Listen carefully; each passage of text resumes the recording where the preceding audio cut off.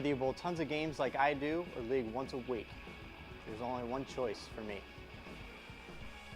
Get your pair of Big Four socks at a pro shop near you or online at big4socks.com.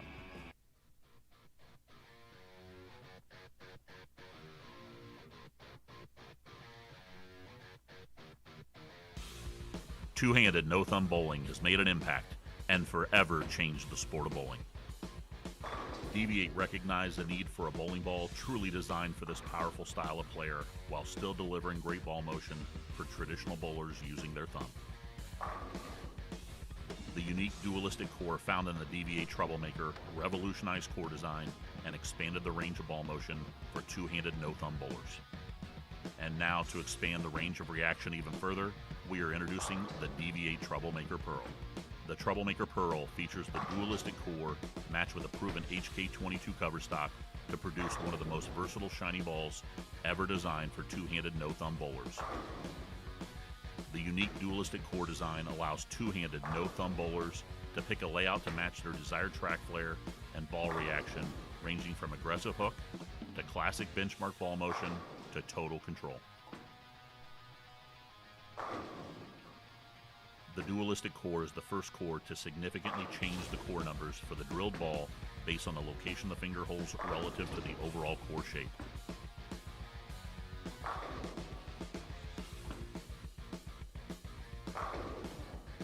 For bowlers looking for a lightweight option, the Troublemaker Pearl delivers the same unique dualistic core features in a slightly smaller core size. The 12 and 13 pound Troublemaker Pearls offer a range of layout options and performance benefits that have never been seen before in lightweight balls. Of course, traditional thumb-in bowlers can also enjoy the benefits of the Troublemaker Pearl's all-purpose ball motion with excellent length and strong, controllable back end. Don't just talk about it. Do it. Cause a major disruption. Get the new Deviate Troublemaker Pearl. Keep your vehicle running like new. Stop by A1 Automotive to get an honest rundown of what your vehicle needs or doesn't need. It's all part of their no-pressure, no-upsell environment. Find them online at a1cardoctors.com or stop in today right off Coliseum across from Tractor Supply. A1 Automotive. Pinheads Entertainment Center has it all. A modern-style bowling alley with 2 private bowling suites. Alley's Ale House serves up a chef-crafted menu daily, featuring signature handcrafted cocktails and over 30 draft options. The arcade at Pinheads offers 90-plus games, including old-school games, Golden Tee, and virtual reality with top-tier prizes. Host large events or meetings in the multifunction banquet room that can accommodate up to 80 guests. Visit, call, or reserve online today. Off State Road 37 next to Honda of Fishers.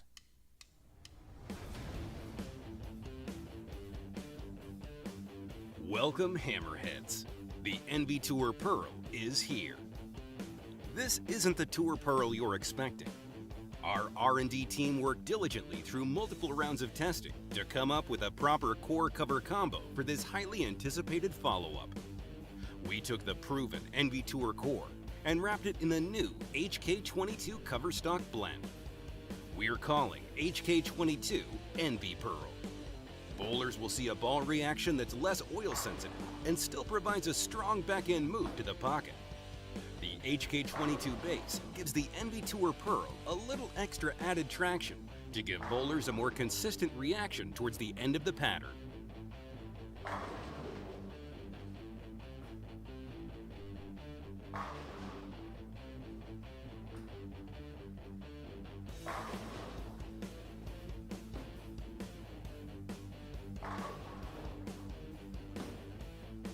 Hammer Pro staff members Nick Pate, Kevin McCune, and Justin Knowles are all featured in this video throwing the NB Tour Pearl on the Clicks medium heavy house pattern.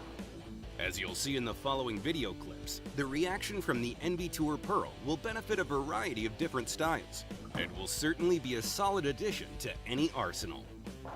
The NB Tour Pearl will be a perfect complement to the NB Tour. It will give bowlers a slightly different shape in comparison to the Black Widow 2.0 hybrid, filling a gap that most hammer lovers might have in their arsenal. Tournament bowlers will want to add this ball to their bags as a great option to combat oil pattern transition. With the most complete lineup in bowling, any bowler can find a hammer ball to fit their game.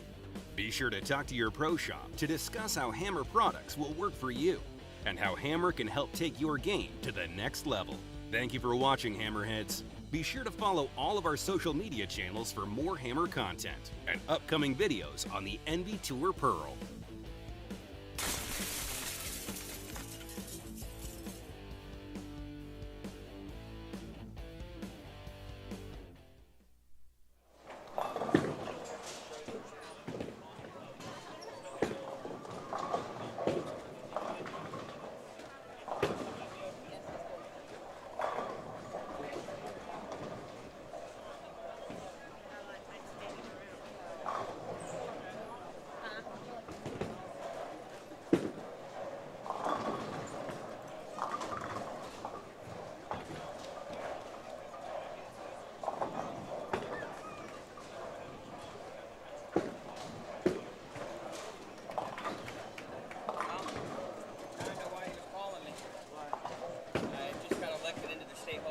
Oh, you did? Yeah. Nice.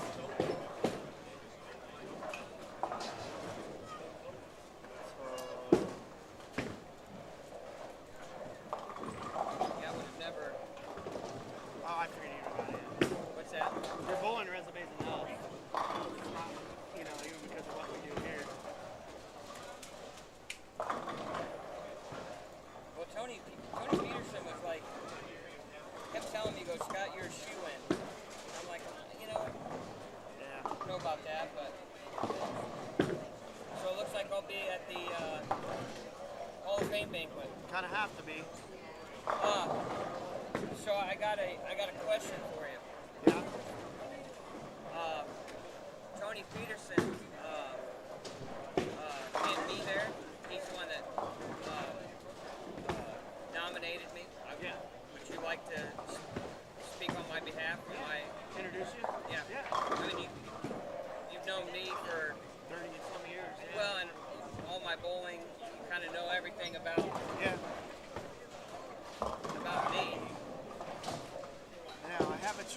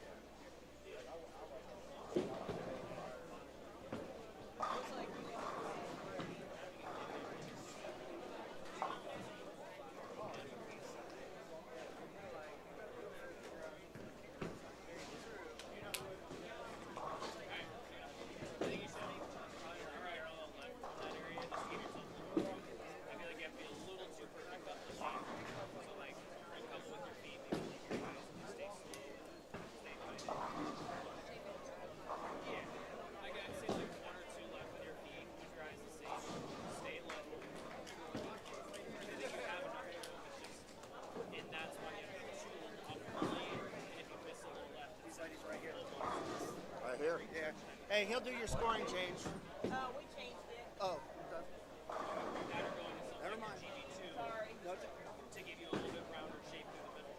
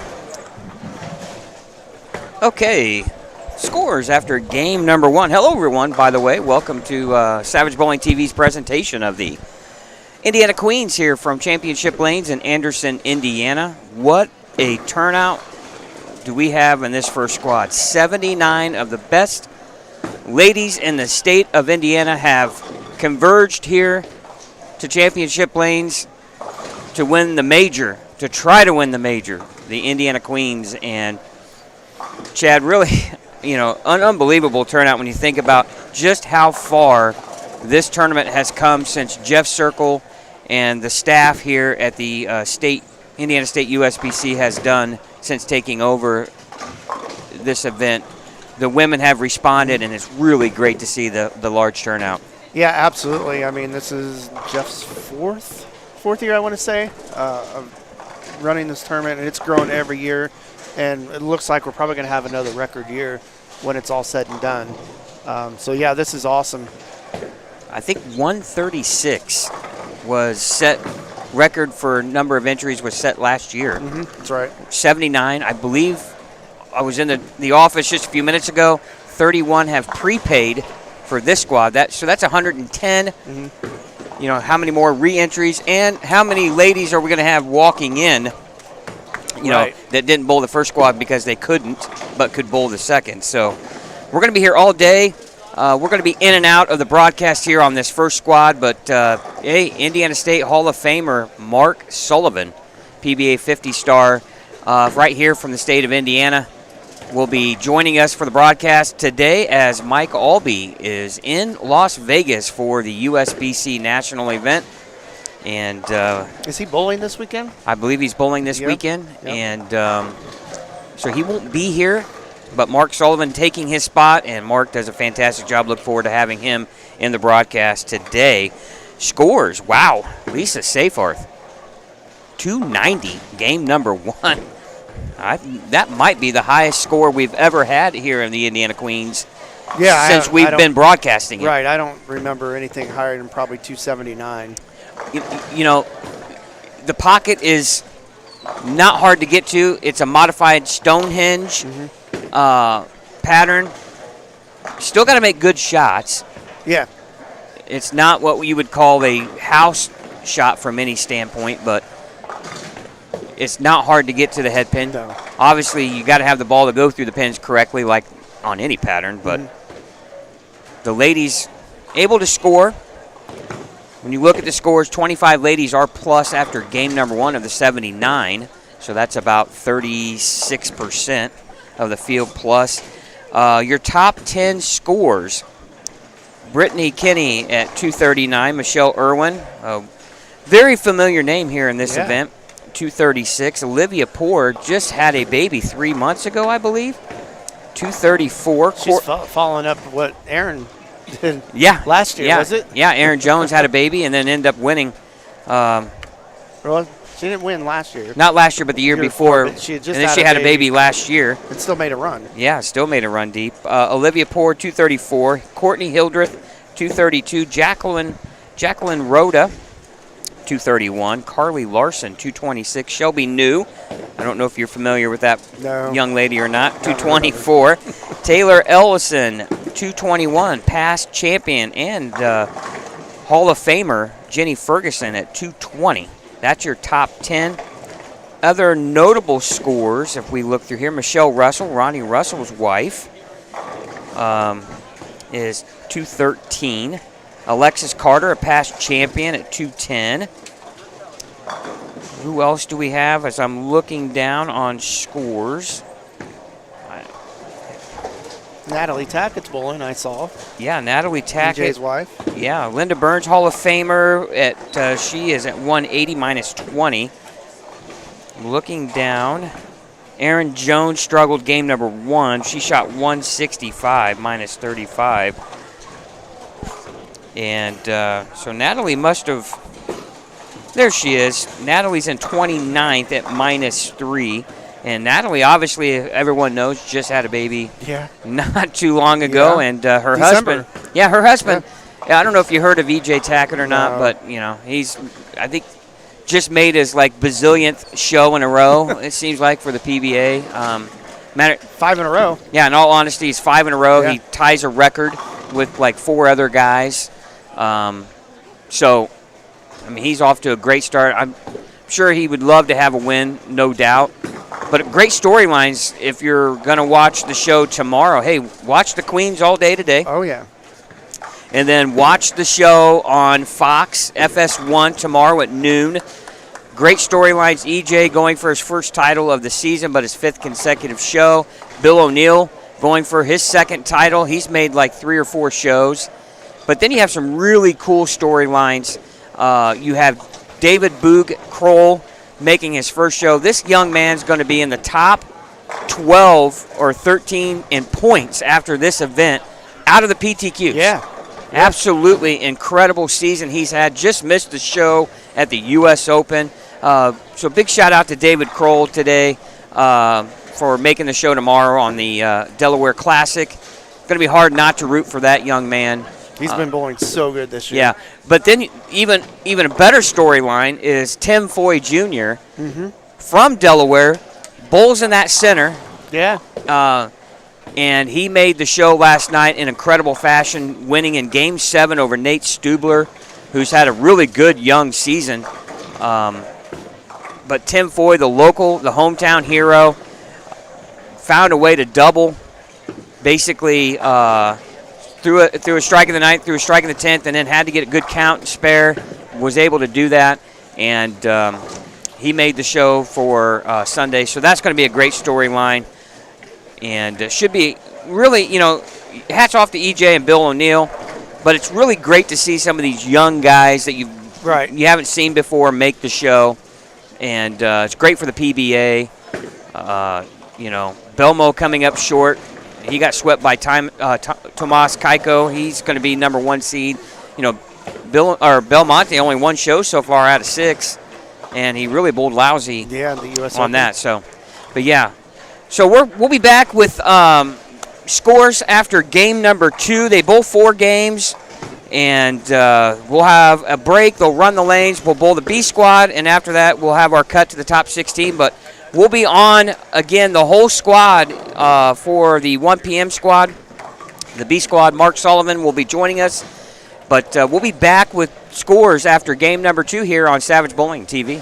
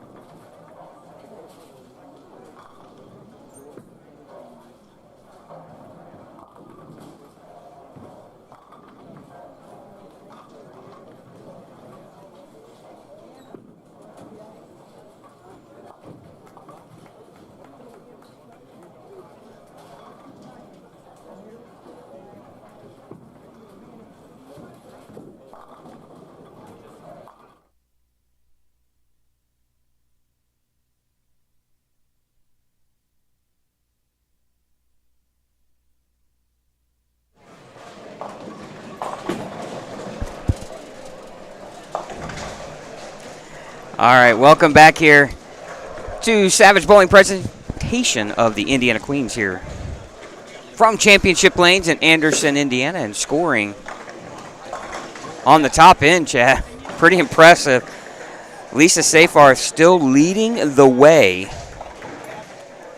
Plus 135. She backs up her 290 with a 245 down here on lanes 5 and 6. And she is on quite the roll. Yeah, she is. Only 17 players plus after two games scores now. dropped. Scores dropped a little bit. Brittany Kinney hanging on to second place, 239, 241 game 2 for plus 80. And Michelle Irwin, no surprise. And she has the appropriate jersey here right in front of us, Chad, here on 7 and 8. She's got a Wonder Woman-themed jersey on. And Michelle Irwin throws it really well. Oh, right in front of us. Kind of a little bad break. Light mixer, and the 5-7 somehow stands. But she's plus 54. Jacqueline Rhoda, boy, she throws it really good, Chad. I watched her just a few minutes ago. And if you remember, she made a deep run last year. Yeah. She throws it so well. Plus 40, Olivia Poor, plus 34. Annalise Sisk from Lafayette. She 249 game 2 after shooting 172 in game number 1. So she is plus 21. Elizabeth Sims plus 20, tied with Kayla Bird at plus 20, our defending champion.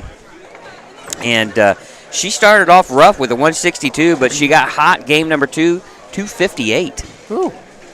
And she's right down here on 3 and 4 this game. Excuse me, Kayla Bird, not past champion. No.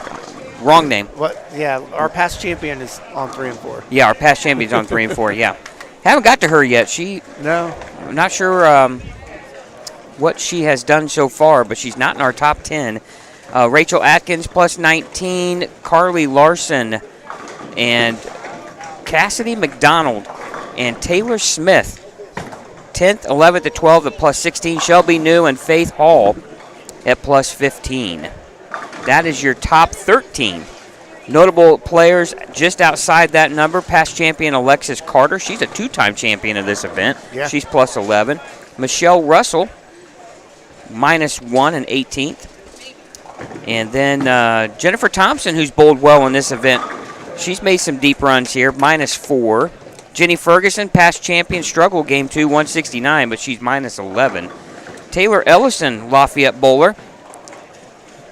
She's at minus 12. Natalie Tackett, minus 19. Other notables, Tandis O'Neill, who was just, I believe, elected Player of the Year in her conference for Marion University. She's having a great year. She won the Boilermaker that we ran back in October. Struggled game number 1, only 157, but bounced back with a 216, so she's on the rise there.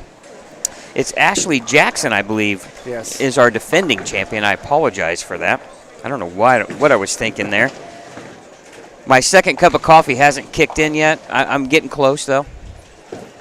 Ashley Jackson struggling right now at minus 49.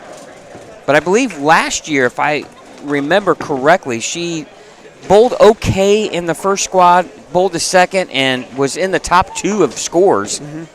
And I'm not 100% sure if she wasn't in the top 2 seeds last year, 3 seeds going into match play, and then end up winning it in 2 games over Teresa Smith-Dill. Yeah, she kind of caught fire once we started match play. Yeah, I don't know if we'll see Teresa this weekend. She's been battling a little bit, kind of an injury, so I don't know if we'll see her at all this weekend. Leanna Motel, minus 40. She is dating Kevin McCune, who's here watching. And, you know, we talked about doing a little video on the men that are here watching.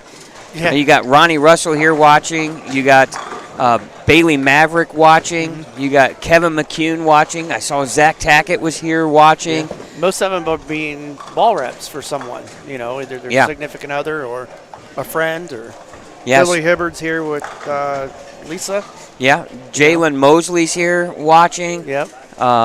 Really talented young man that grew up bowling here in Indianapolis. Does a lot of bowling in Cincinnati.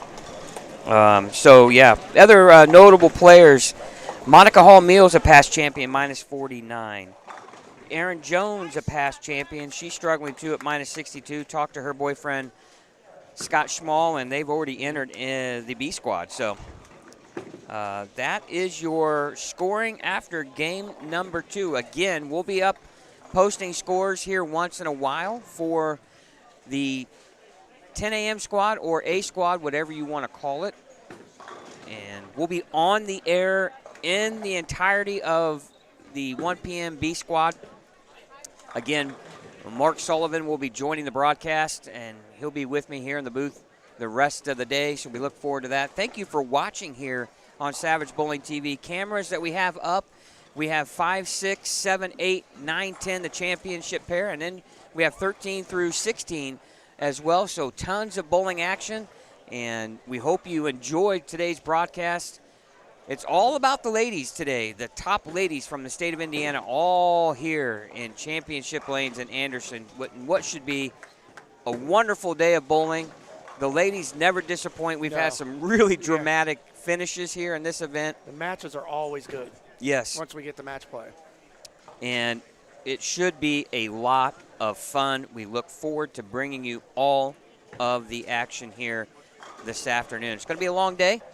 We got here about 6:45 this morning to set up.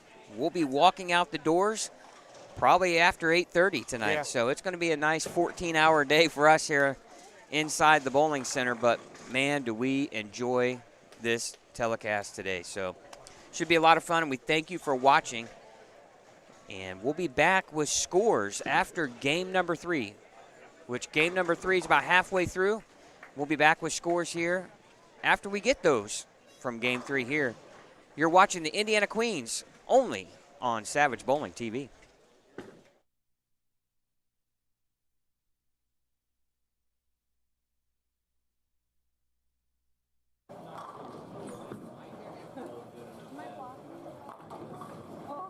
I'm just enjoying the fan.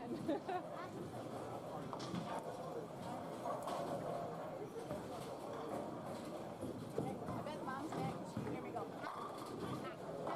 That one's for you, Mom. Hi, Mom. Mom.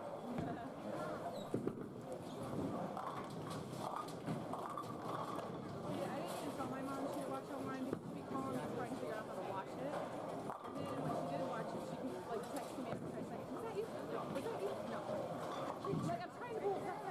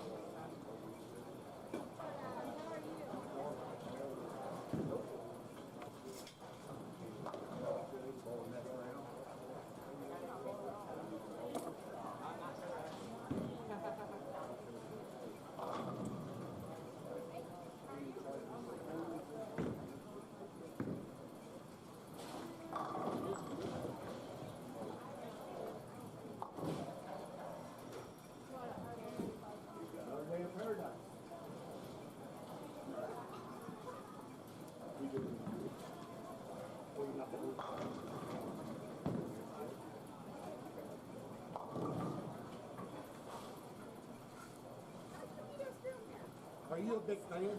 I am.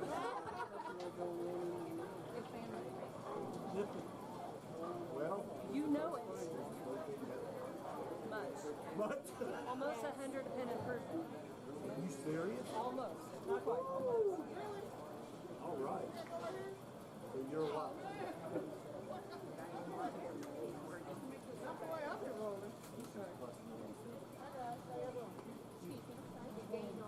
They're ignoring me.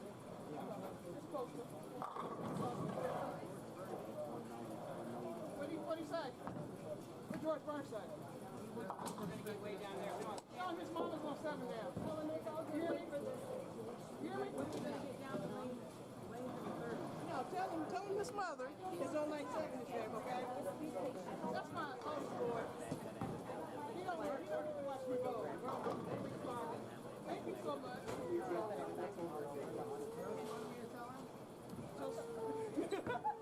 Whatever you feel. Tell him mommy loves me. Mommy loves me and I'm not doing so good.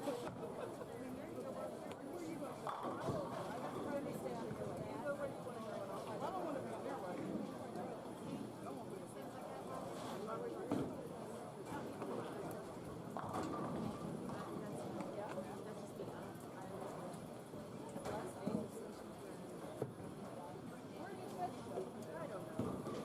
Oh, she sat over here. Excuse me. So we're down a little ways, but we're on the correct. Okay, you're on the right side. Thank you.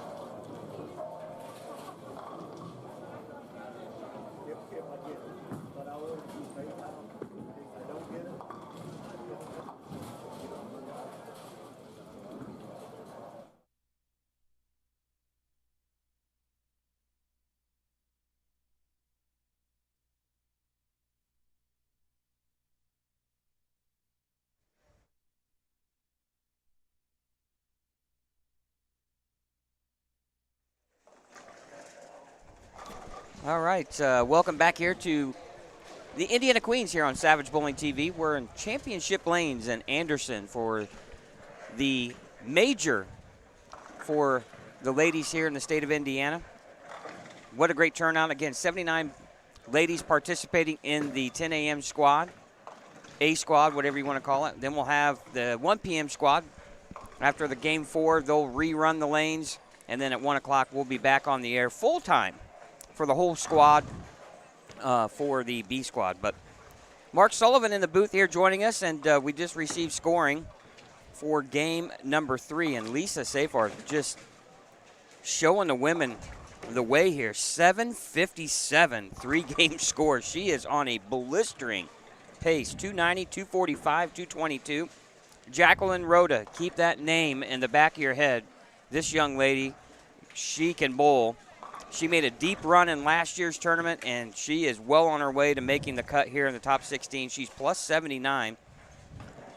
Brittany Kinney struggled a little bit in game number 3, but she's still plus 66. Jenny Ferguson, a past champion and Hall of Famer, she's plus 55. 266 her third game. And Mark, you noted here in game number 4, she's off to a really good start. Front 3, 9 spare, and now she's going to work on shooting a 10-pin here, and she converts. So she is plus 55. Annalise Sisk from Lafayette, Indiana, plus 54. Back-to-back really good games here, 249, 233. Tandis O'Neill, this young lady was just named Player of the Year in her conference in college. She bowls for Marian University. This young lady can bowl too as well. If you remember that name a few years ago, she was on our Indiana State Finals show, and really talented young lady. She went 276 game number 3 to make her way into the top 10. Michelle Irwin always bowls well. She's plus 46. And then past champion Alexis Carter just kind of hanging tough here at plus 26. 210, 201, 215. Carly Larson plus 22. And rounding out our top 10 is Jennifer Thompson, who has bowled well here almost every year we've been here at Championship Lanes. And then obviously just outside the top 10, Shelby New plus 18. Faith Hall plus 18. Other notables, Michelle Russell hanging tough plus 14. And then as we work our way on down the list here, past champion Ashley Jackson, she shot 212. She's struggling a little bit, this squad, minus 37. And then we'll go on down to page number 2. That's right, we love to go to page 2. Linda Burns in 34th at minus 46, a Hall of Famer. Aaron Jones, past champion, at minus 46. And then we move our way down. Natalie Tackett struggling. Of course, she hasn't bowled a whole lot. Just had her baby not too long ago. She's minus 61, but it's great to see her out here competing. That just kind of shows you she was a really talented player back in her, I shouldn't say back in her time. She's still a young person, but she was a really talented collegiate bowler as well. And she's bowled well in this event, but, you know, mom duties kind of take over here at some point, while EJ's off making his 2,500th show in a row on the PBA Tour. And then you have Monica Hall Mills, a past champion, at minus 79. Samantha New just engaged not too long ago to get married, so congratulations to Samantha. She's minus 82. So some of these women that we get down here to the bottom of page number 2, you might look for them to re-enter. It's going to be really, really tough to make this match play finals, Mark, because you only have 16 make it to the finals, double elimination, just like the men's state masters. You know, you have potentially, maybe we're guesstimating we might get to 150 entries, which would be a record. You think about that, 150 entries, only less than 20% make match play. So it's going to be a real grind. Yeah, it's definitely going to be a grind. As a bowler, when I look at these scores, the thing that would entice me is I'm 40 under with a game to go. I'm still in it. You know, I'm 30 under with a game to go. I'm still in it. I'm still within striking distance. Because in this format, the beauty of this format is all you have to do is get your way in. If you bowl your way into the top 16, then that's when the tournament starts. So always grinding and trying to stay close to that cut number. And obviously, if you're in the catbird seat there, if you're Lisa Safer to get off to a start like that, then you're on cruise control for the rest of the block. Yeah, we're still going to have another squad to bowl. And when we get those two squads combined, top 16 advanced, no guarantees in this squad if I remember correctly. So, again, going to be really, lack of a better term, a fist fight for these ladies to get into this top 16. But as you just mentioned, Mark, chip and a chair and a chance, right? That's right. So if you get in, who knows what can happen, right? Yeah, that's when the tournament really starts. It's very similar to USBC Masters event where, in the 64 spots, 63 because a past champion always gets a seat. You're just wanting to get there because that's when things really change. Keep in mind you've already bowled for 3 days on that pattern, so now when you get to match play, the lanes are going to be completely different than they were. And so it'll be interesting to see what happens on this second squad as well. I mean, are the folks who didn't choose to bowl this squad, are they getting an education on how to play the lanes? Will the lanes play the same? So it'll be interesting to see what happens with the scores. Yeah, and as you know, the pattern is going to change just so ever slightly the more you apply it. Yep. They'll change a little bit. That's just natural, but Jeff Circle and his staff do a phenomenal job putting a pattern out that allows the ladies to strike, but you have to make good shots. It's not just handed to you out there. Yeah, I mean, Jeff's always prided himself on making the tournament pattern a tournament pattern. Just that is. It's not a house pattern where you have free hook and you have free hold. You have to bowl. And you have to manage transition and again, a premium on spare shooting because the scores are not going to be that of what a house pattern would yield. Yeah, and you look at the scores up and down in these squads in each game. You got 290, 260, 270, 240, 250, but then you have your 159, 169, 186, 180, 178. So it shows you that if you bowl well and you have the right matchup, you're able to score. But you're going to have to earn it no matter what. Yeah, and firsthand how difficult this particular bowling center is to cross pairs. You can go from 9 and 10, and you're lined up, and you bowl that 260 game, and you can move 4 pairs away, and it's like you're in a different bowling center. That's what makes that I think, along with the pattern, I think changing pairs in this particular bowling center helps keep scores down too, because it's so difficult to change pairs here typically. Yeah, and you've bowled here a lot yourself, Mark. The low end of the house here is a little tighter than the high end of the house. It's interesting how that all plays itself out too. You get, the high end of the house has the kitchen and air movement and how heat and cold air settle into a bowling center will dictate if it's tight or if it's a little more hook. And it also just where all the open play is in any particular bowling center. The counter is down by 19, 20, and on down. So those will all play into the factors of how the lanes play. But I think that's what makes some of these centers so great is we know the little quirks and the characteristics. I always wish I would have taken the time, and you watch a lot of guys on tour, and I don't know if you are in this category. I wish I would have taken a little more time to have a notebook, and every center that I bowled in, and every pair, I just would write down little notes. This pair was hooked a little bit more, and a little more. You see a lot of pros do that when they know they go back to the same centers year in and year out. 100%. So what I noticed was that a couple of guys on the PBA 50 tour were doing that. And the obvious one was Barnes. Walter does it as well, and Tom Hess does it as well. Well, what do those guys have in common? Well, they're the top 5 bowlers on our tour. So starting in September of 2023, I started doing the same thing. So I chart pairs, I chart the center, because the thing that was definitely not helping me was we would bowl on marker off 42 feet in Jackson, Michigan, and then we bowl on it in Clearwater, Florida. Well, I didn't even have a good starting point. I would be like, well, 42 foot on Roth. What did I bowl? How did I bowl? Oh, I finished 46th.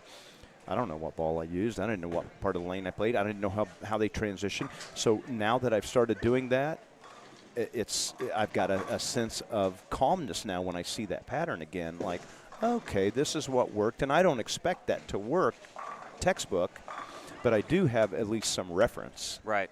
Well, and when you're moving pairs, when you have that knowledge, let's face it, knowledge is king. Mm-hmm. One of those things that those bowlers you just mentioned have in common too, they're very analytical. Very much so. Yeah. And Chris Barnes will tell you to a fault, he's been probably at times maybe too analytical. Yeah. Or too analytic. But what you have is when you go from one pair, and this is one thing I do, I'm not trying to jump all over the place here, but Jeff Circle, one thing that he does great is you might be on 5 and 6, and you're going to skip 6 pairs, right? So when you bowl your 4 games or 3 games, whatever that may be, you're going to bowl throughout the entire center. Yeah. When you have that information in front of you, and you go to that pair and you look and, oh, this pair had hooked a little bit more, you can make that move before you start. Yeah. And you're not 3 frames behind, because if you throw a shot or 2 on each lane and all of a sudden it's 4th frame and you're now getting to where you could have been if you had that information in front of you, you're saving frames at that point. You think about this block, you get 48 shots. That's all you get. So if you waste 3 of those per game, you've wasted 25% of your block on just not having a good idea where to start. Right. So, obviously when you switch pairs, you want to start off with a good shot, and that's huge. I mean, that's what I focus on too, and all the good bowlers, that's what they do. They focus on a really good shot the first time they make a shot on the new pair. But if you've got a little insight going forward, then if you know that pair has typically hooked a little bit more or vice versa, at least your first shot, you're not blind. Right. Nothing. Go ahead. Nothing more frustrating than changing pairs, throwing a really good shot, and getting a big 4. We've done it 1,000 times, but nothing's more frustrating than that. Well, and obviously it's important to have, these guys have reps behind them, and they're giving that information to them before they start. But if you have that, you're able, and that's how these guys just stay ahead of everyone else. They're not losing frames. They're not losing count. You look at him and, wow, look, he went from 5 and 6, now he's on 17 and 18. He's already got the front 3 or 4, right? Yeah. That's where it's just so valuable to have that information. I wish I would have charted those things, but a lot of times you just don't think about it. And I was just kind of watching some of the guys bowling when we were at the U.S. Open in match play and in qualifying, and then you see them in other tournaments, and they have their notebooks out. They're writing, just jotting certain things down. And one thing, it keeps you engaged in the game, 100%. Right? That, too. It does. It keeps you completely engaged. You tend to be a little bit more, I guess the word would be, Mike Wolf said it to me several years ago when he became tour rep for the Bruns of Brunswick. He said, my job is to get these guys comfortable as soon as I can.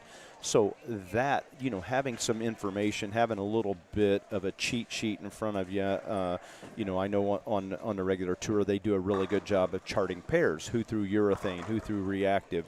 Once again, you're just trying to gather as much intel as you can to, when you do make that change pairs, you're not blind.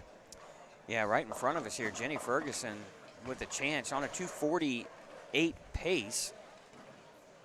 Has a chance to shoot 268 here. She's going to make a huge jump here. That should, that one needs to get back a little. Oh, it came in light, 2-pin, but I think she's okay with 9 on that. Yeah, that's, spare strike, 247. That's going to put her right near the top of this squad. That would put her 100 over, Mark. And that's you have to think as a bowler, 100 over is going to be in the top 16 I'd regardless. like to think so, yeah. Being second off of this squad, I got to feel that's a lock in the top 16.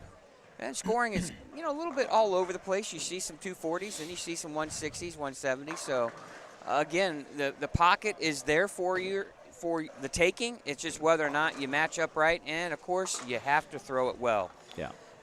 Well, we're going to come back. We're going to take a little break, come back with scoring after the 10 a.m. squad, the A squad. And Mark and I will be back the rest of the day for the 1 p.m. squad. And, Mark, I appreciate you hanging out with us this afternoon. Thanks, Scott. Thanks for having me. Looking forward to it. All right, enjoy the Indiana Queens here on Savage Bowling TV.